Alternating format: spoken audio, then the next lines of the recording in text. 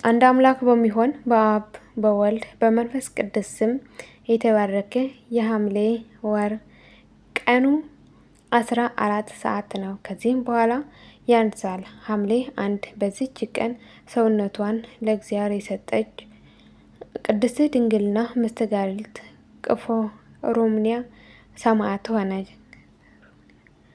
እርሷም በደናግል ገዳም ቁጥራቸው 50 ለሆኑ ለደናግሉ እመምኔት እህት ነበረች። የእመምኔቷም ስሟ አርያና ነው። ይህችም ቅድስት በፈሪሃ እግዚአብሔር አሳደገቻት። በትሩፋት ስራ ተጋዳሊት እስከሆነችም ድረስ አምላካውያን የሆኑ መጻሕፍትን አስተማረቻት። ከዚህም በኋላ ፍጹም ገድልን ጀመረች። በየ2 ቀን ትጾም ነበር። ብዙ ጸሎታትንም ትጸልይ ነበር። ያቺም እመምኔት ስራዋ ያማረ በሃይማኖቷ የጸናች ነበረች። በበጎ ስራ ሁሉ እንዲጸኑ ወገኖቿን ታስተምራቸው ነበር። ከዚህም በኋላ ሰዎች ሁሉ ጣዖታትን እንዲያመልኩ ከሃዲው ዲዮቅልጥያኖስ ባዘዘ ጊዜ ብዙዎች ክርስቲያኖች ይዘው አሰቃየዋቸው፣ ሰማዕታትንም ሆኑ። እሊያ ደናግልም ይህ በሰሙ ጊዜ ሁሉንም ከገዳም ወጥተው ሸሽተው ተሰወሩ። እመምኔቷ ግን ከዚች ቅድስት ቅፍሮንያ ጋር ብቻዋን ቀረች። በማግስቱም የንጉሥ መልእክተኞች ወደዚያ ገዳም በመጡ ጊዜ እመምኔቷ አግኝተው ያዟት። ሌሎቹም ደናግል ፈለጓቸው፣ ግን አላገኟቸውም። ቅድስት ቅፍሮንያንም በእርሷ ፋንታ እኔ ውሰዱኝ፣ ያችም አሮጊት ተዋት አለቻቸው። እነርሱም ያዟት፣ በብረት ሰንሰለትም አሰሯት። መኮንኑ ወዳለበት ከተማ ወሰዷት። እመምኔቷም እያለቀሰች ተከተለቻቸው። ወደ መኮንኑ ባደረሷት ጊዜ ለአማልክት ሰዊ አሏት። ብዙ ቃል ኪዳን ገባላት። እርሷ ግን ቃል ኪዳኖቹን አቃለለች፣ ትእዛዙንም አልተቀበለችም። እንዲደበድቧትም አዘዘና በበትሮቹ ደበደቧት። ዳግመኛም ልብሷን ገፈው ስጋዋን ግልጥ እንዲያደርጉ አዘዘ። እመምኔቷ ኦርያንም አንተ ከሃዲ፣ ይህችን ታናሽ ብላቴና እንዳጎሳቆልካት እግዚአብሔር ያጎሳቆልህ ዘንድ አለው ብላ ጮኸች። መኮንኑም እጅግ ተቆጥቶ ይህች ቅድስት ቅፍሮንያን አስረው በመንኮራኩር ውስጥ እንዲያሰቃዩዋት በብረት መጋዝም እንዲሰነጣጥቋት አዘዘ። ሁሉንም አደረጉ። ይህን ሁሉ ፈጸሙባት። እርሷን እርዳታ ሽታ ወደ እግዚአብሔር ጮኸች። ወዲያውኑ ከሕማሟ ሁሉ ድና ምንም ጉዳት እንዳልደረሰባት ሆነች። ከዚህም በኋላ ደግሞ ምላሷና ህዋሳቷን ሁሉ ቆርጠው ጥርሶቿንም ሰበሩ። ክብር ይግባውና መድኃኒታችን ኢየሱስ ክርስቶስ ያለ ሕማም አስነሳት። መኮንኑም እሷን ማሰቃየት በሰለቸው ጊዜ ራሷን በሰይፍ እንዲቆርጡ አዘዘና ቆረጧት። በመንግስተ ሰማያት የሰማዕትነት አክሊል ተቀዳጀ። አንድ ባለጸጋ ምዕመን ሰው መጥቶ የቅድስት ቅፍሮንያ ስጋ ወሰደ። በአማሩ የሐር ልብሶችም ገንዘው በወርቅ ሳጥን አኖራት። ከህዋሷ ብዙ ድንቆች ተአምራት ተገለጡ። ለእግዚአብሔር ምስጋና ይሁን። እኛንም በዚች ቅድስት ጸሎት ይማረን፣ በረከቷን ከኛ ጋር ይኖር ለዘላለሙ አሜን። ዳግመኛ በዚች ቀን ቅዱሳን መስተጋድላን በዮክና ብንያሚን አረፉ። እሊህም ቅዱሳን በግብጽ ደቡብ በቴዎዳዳ አውራጃ ቱና በሚባል ሀገር የምትገኝ ቤተ ክርስቲያን ቀሳውስት ነበሩ። እነርሱ ወንድማሞች ነበሩ። አባታቸው የቤተ ክርስቲያን ሹም የሆነ ደግና የዋህ ሰው ነበረ። ከእሊህም 2 ልጆቹ በእግዚአብሔር ጸጋ በቅድስና ፍጹማን ነበሩ። እግዚአብሔርም በእጃቸው ተአምራት ያደርግ ነበር። በሽተኞቹ ሁሉ ይፈውስ ነበር። እነርሱ ከቤተ ክርስቲያን የጉድጓድ ውሃ ቀድተው በሽተኞቹን ያጥቧቸዋልና ወዲያውኑም ከበሽታቸው ይድኑ ነበር።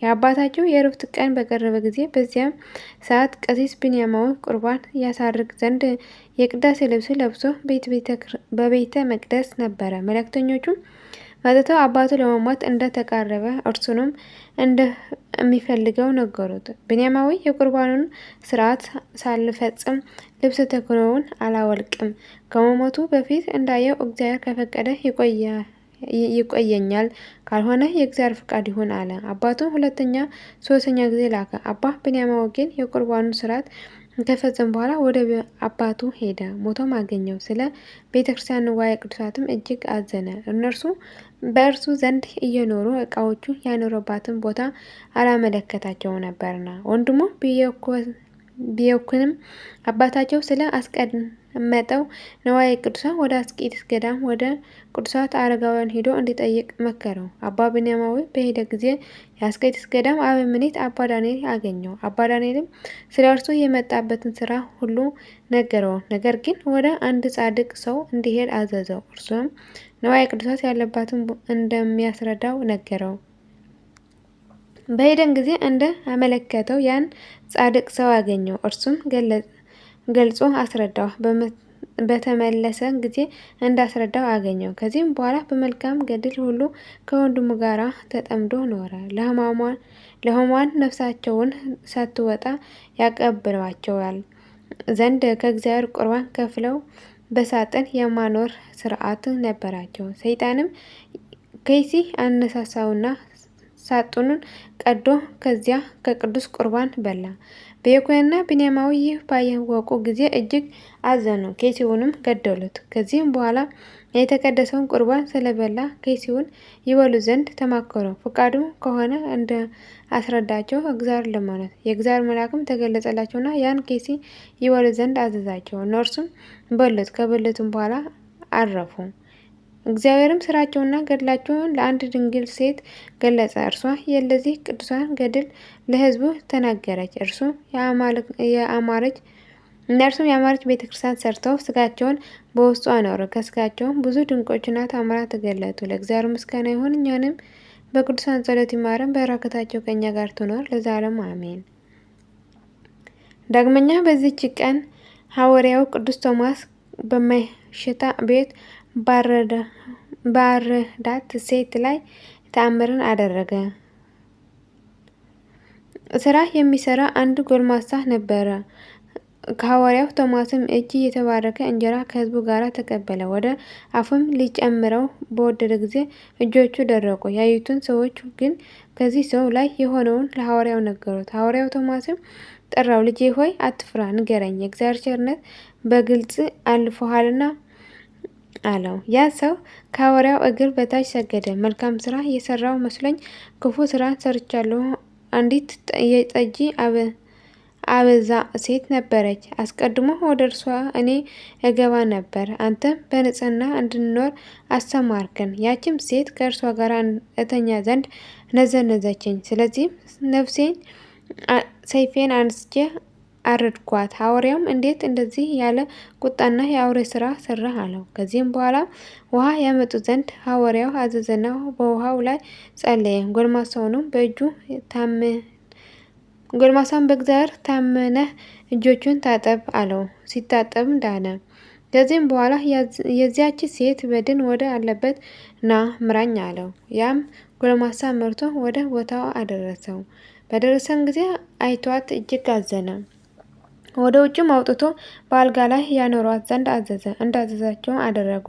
እጁንም በላይዋ ጭኖ ጸለየ። ጸሎቱን በፈጸመ ጊዜ ጎልማሳውን ሂድ፣ እጇን ይዘህ እኔ ቀድሞ በእጄ ገደልኩሽ፣ አሁን ግን በሃይማኖት በእኔ እጅ ክርስቶስ ያስነሳሽ በላት አለው። እርሱንም እንዳዘዘው አደረገ። እጇንም ይዞ ሳባት፣ ፈጥናም ተነሳች። ሐዋርያው አየችው። አልጋዋንም ትታ ከሐዋርያው ቶማስ እግር በታች ሰገደች። የልብሱም ጫፍ ይዛ በአንተ ዘንድ አደራ ያስጠበቀኝ ባልንጀራ ወዴት አለ አለችው። ሐዋርያ ወደ የት ደረስሽ ነበር ንገረኝ አላት። እርሷም አንተ ከእኔ ጋር እያለህ እንዴት ንገረኝ ትለኛለህ አለችው። ያየሽውን ንገሪ አላት። ተናገሪ አላት። ከስጋዬ በተለየ ጊዜ አንድ ልብሱ የቆሸሸ ሽታውንም የሚከረፋ ጠቋራ ተቀበለኝ። የእሳት ነጎድጓድና የእሳት መኮራኩር ወዳለበት ቦታ ወሰደኝ። ደግሞም እድፍንና ትልን የተሞላ ጉድጓድን አየሁ። ነፍሳትን በውስጡ ይንከባለሉ። በዚያችን በምላሳቸው የተንጠለጠሉ አሉ። በጎራራቸውም የተንጠለጠሉ አሉ። በእጃቸውም በእግራቸውም የተንጠለጠሉ አሉ። በላያቸውንም ድኝ ይጤስባቸው ያስጨንቃቸውማል። ያን የሚመራኝ እሊህ ነገር ሰሪዎች፣ ሐሰተኞች፣ አመንዝራዎችና ቀማኞች፣ ሌቦች፣ ነፍሰ ገዳዮች፣ ድኖችና በሽተኞች፣ የማይጎበኙ የእግዚአብሔርንም ሕግ የማያስታውሱ ናቸው። ስለዚህ እንደ ስራቸው ይቀጣሉ አለች። ሐዋርያ ቶማስም ከዚያ የነበሩትን ያቺ ሴት የምትለውን ሰማችኋት ያለውን ስቃይ፣ ይህ ብቻ አይደለም፣ ነገር ግን ከዚህ የሚከፋ አለ። እናንተም የኃጢአት ሥራ እና ክፉ ሐሳብ ትታችሁ ወደ እግዚአብሔር ተመለሱ፣ ትሕትናን፣ የዋህነትን፣ ፍቅርን፣ ንጽሕናንም ጠብቁ፣ ከእግዚአብሔር ዘንድ ጸጋን ትቀበላላችሁ አላቸው። ከዮሪጋውና በጌታችን በኢየሱስ ክርስቶስ ስም ሁሉም ሕዝብ አመኑ። ለድሆችም ምጽዋትን ሊሰጡ ብዙ ገንዘብ ሰብስበው አመጡ። ለድሆች ምጽዋትን መስጠት ለሐዋርያው ልማዱ ነበርና። ወሬውም በየሀገሩ ሁሉ ደርሶ በሽተኞቹን ሁሉ አጋንንት የያዛቸውንም አምጥቶ በጎዳና ዳር አኖራቸው። ሁሉንም በእግዚአብሔር ኃይል አዳናቸው። ለእግዚአብሔር ምስጋና ይሁን። እኛንም በሐዋርያው ቅዱስ ቶማስ ጸሎት ይማረን፣ በረከቱም ከእኛ ጋር ትኑር ለዘላለሙ አሜን። የወደቀ የነጠን በአፈትከ መላእክት ይታረምልኝ አሜን። አቡነ ዘበሰማያት ይትቀደስ ስምከ ትምጻእ መንግስትከ ወይኩን ፈቃድከ በከመ በሰማይ ከማሁ በምድር ሲሳየነ ዘለለዕለትነ ሀበነ ዮም ወኅድግ ለነ አበሳየነ ወጌጋየነ ከመ ንሕነኒ ንኅድግ ለዘአበሰለነ ኢታብአነ እግዚኦ ውስተ መንሱት አላድኅነነ ወባልሐነ እምኩሉ ኩይስ መዚአከ ይእቲ መንግሥት ኃይለ ወስብሐት በሰላም ቅዱስ ገብርኤል መልአኩ እግዝእትየ ማርያም ሰላም ለኪ ድንግል ወይናኪ ወድንግል በሥጋኪ እም እግዚአብሔር ጸባኦት ሰላም ለኪ ብርክት አንቲ እምአንስት ወቡሩክ ፍሬ ከርሥኪ ተፈሥሒ ፍሥሕት ወምልዕተ እግዚአብሔር ምስሌኪ ሳህሉ ወጸልዪ ምሕረት ወንታና ፍቅር ወልድኪ ኢየሱስ ክርስቶስ ከመ ይስረይ ለነ ኃጣውኢነ ለዓለመ ዓለም አሜን።